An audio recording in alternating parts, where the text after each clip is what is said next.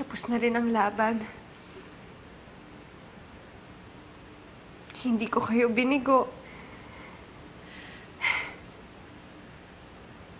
Nakamit ko na rin ang hustisya para sa sarili ko at higit sa lahat para sa inyo. Para kay Nina, pati na rin kay Chari. Ilang taon tayong nagdusa. Nasira ang pamilya natin. Nagkasakitan tayo. Nawala kayo sa amin ni Nanay. Napakahirap. Napakasakit isipin na kinailangang masakripisyo ang mga buhay ninyo para sa laban na to. Pero ngayon,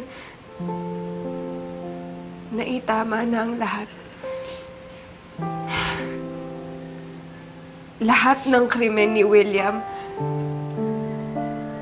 sa akin at sa pamilya natin, nasuklian na ng hustisya. Manuel, mga anak, marami pa kaming haharapin habang nabubuhay naman kami dito sa mundong ito. Marami pa kami pagsubok na haharapin. Pero hanggat malakas ako, hanggat buhay ako, ipapangako ko sa inyo. Susuportahan ko, aalagaan ko, at mamahalin ko si Grace. Tulad ng pagmamahal ko sa inyo lahat.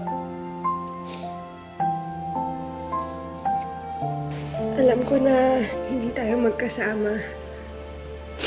Pero palagi kayong bit-bit namin dito sa puso namin. Kayo ang magsisilbing inspirasyon sa amin para magpatuloy.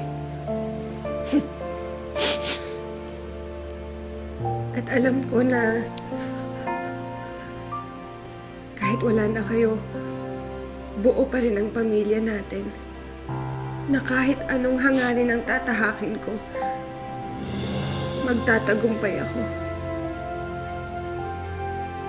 Dahil palagi kayong nakagabay at nakabantay sa amin. Sa amin ni Nanay.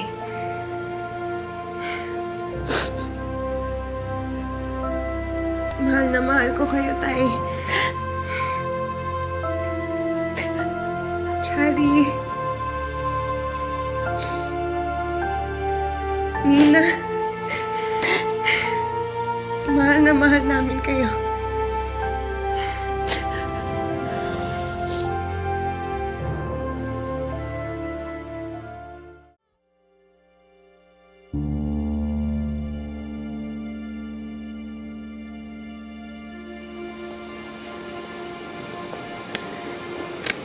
We are very sorry for everything.